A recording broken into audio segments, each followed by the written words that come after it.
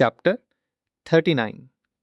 Therese Neumann, the Catholic Stigmatist, Return to India. I have waited for you patiently for 15 years. Soon I shall swim out of the body and on to the shining abode. Yogananda, come.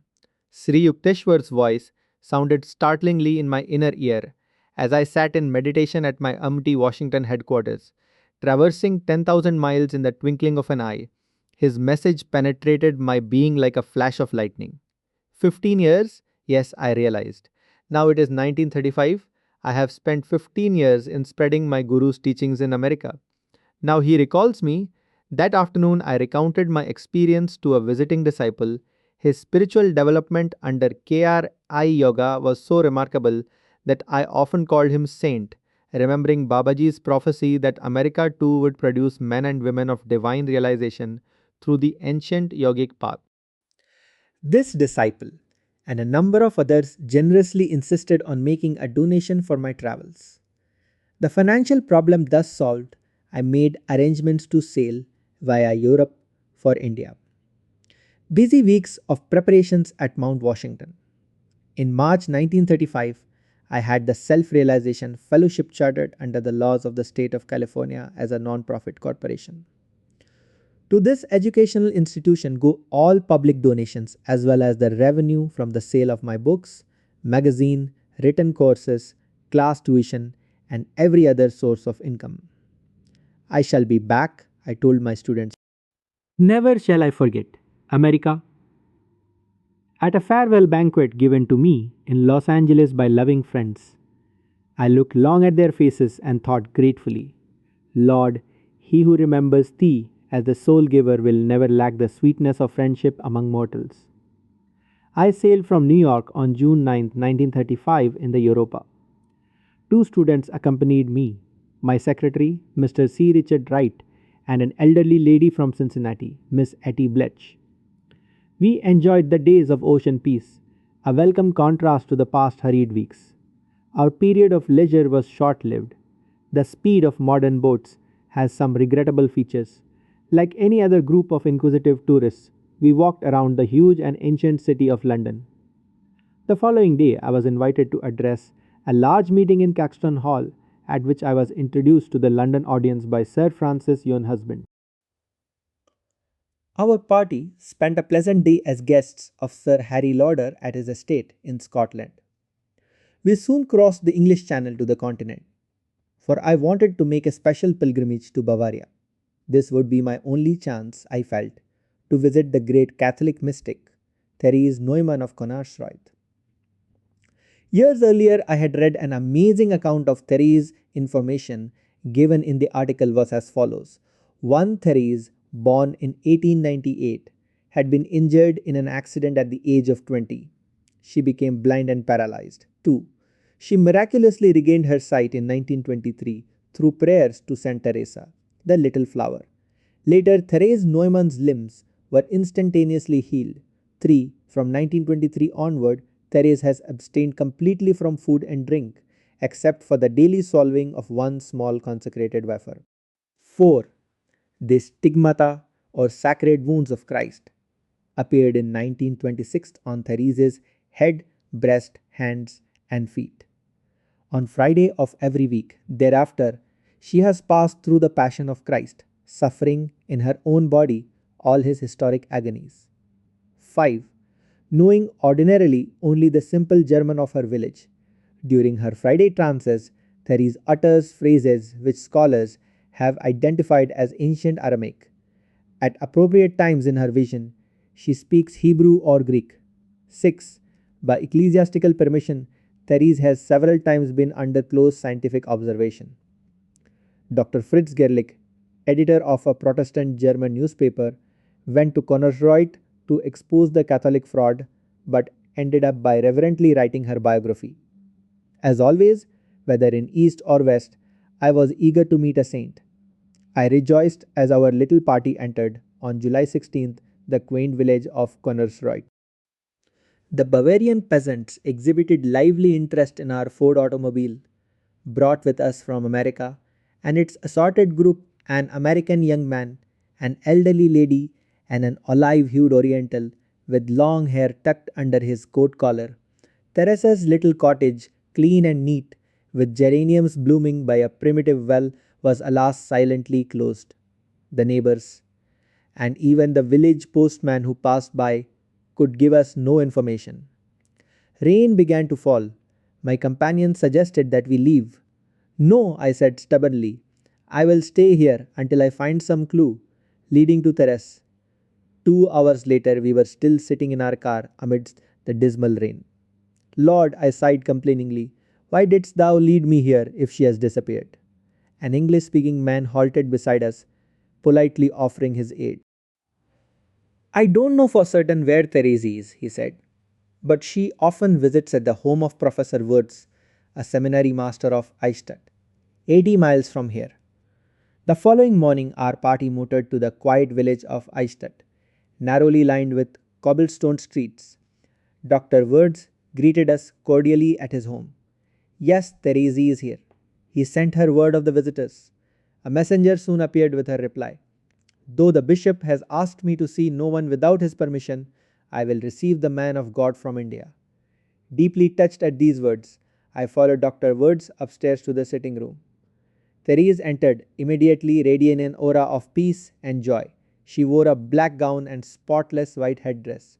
Although her age was 37 at this time, she seemed much younger, possessing indeed a childlike freshness and charm. Healthy, well formed, rosy cheeked, and cheerful. This is the saint that does not eat. Therese greeted me with a very gentle handshaking. We both beamed in silent communion, each knowing the other to be a lover of God. Dr. Woods kindly offered to serve as interpreter. As we seated ourselves, I noticed that Therese was glancing at me with naive curiosity. Evidently, Hindus had been rare in Bavaria. Don't you eat anything? I wanted to hear the answer from her own lips. No, except a consecrated rice flour wafer once every morning at 6 o'clock. How large is the wafer? It is paper thin, the size of a small coin, she added. I take it for sacramental reasons. If it is unconsecrated, I am unable to swallow it. Certainly, you could not have lived on that for 12 whole years. I live by God's light. How simple her reply, how Einsteinian. I see you realize that energy flows to your body from the ether, sun, and air. A swift smile broke over her face. I'm so happy to know you understand how I live.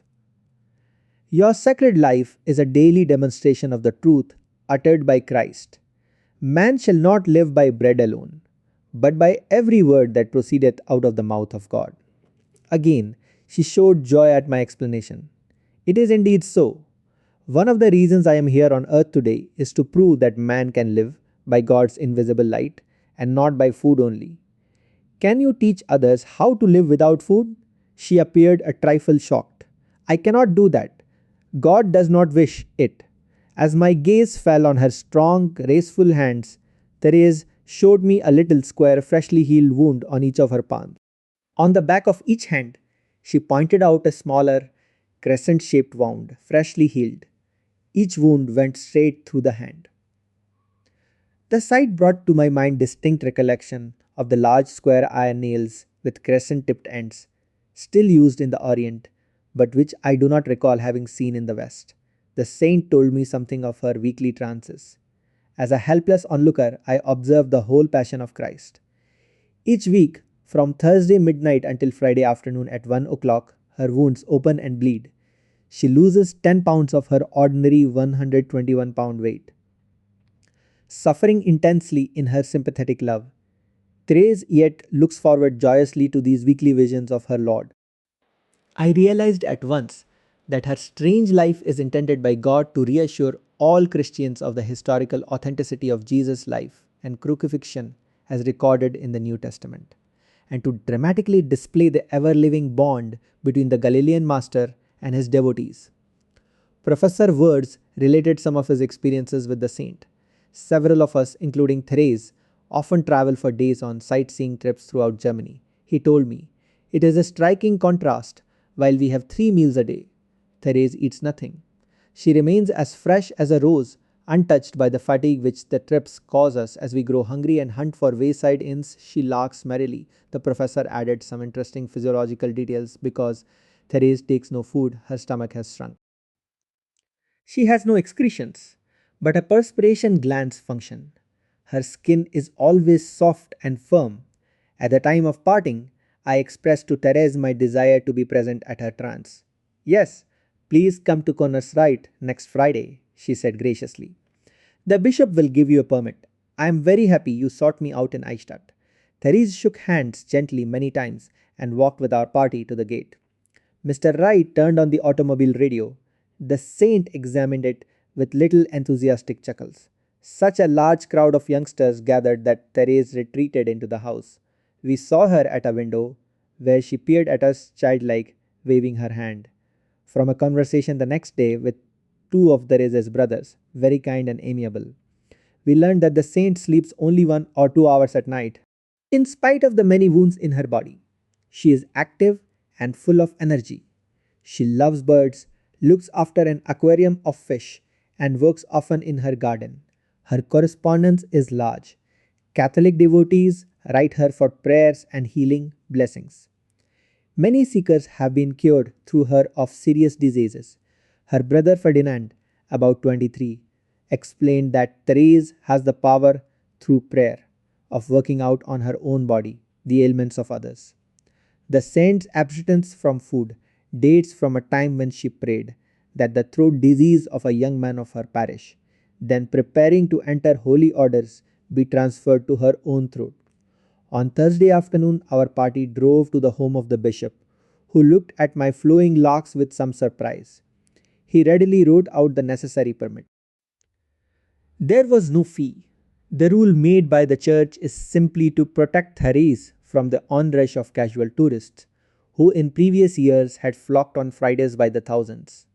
We arrived Friday morning about 9:30 in Kunersrith.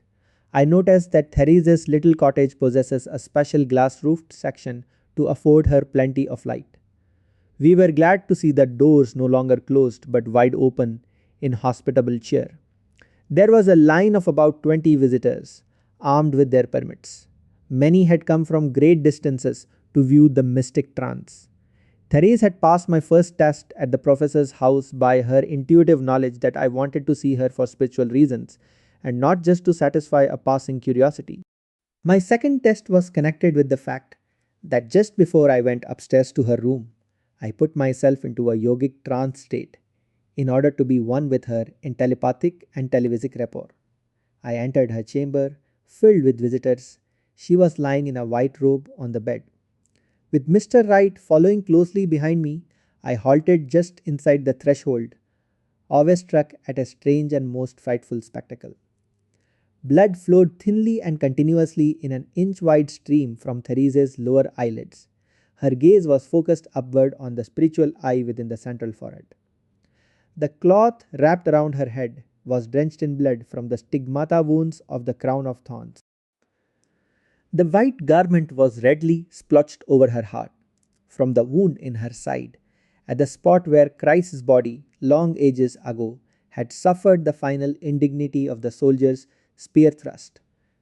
Therese's hands were extended in a gesture maternal pleading. Her face wore an expression both tortured and divine. She appeared thinner, changed in many subtle as well as outward ways.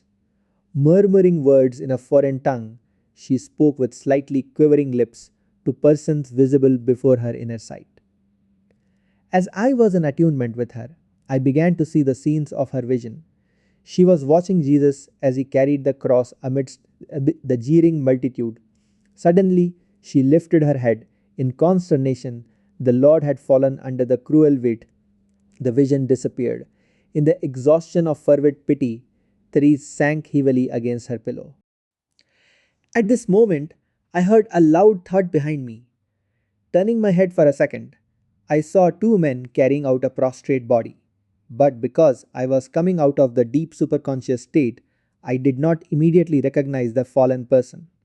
Again, I fixed my eyes on Therese's face, deathly pale under the rivulets of blood, but now calm, radiating purity and holiness.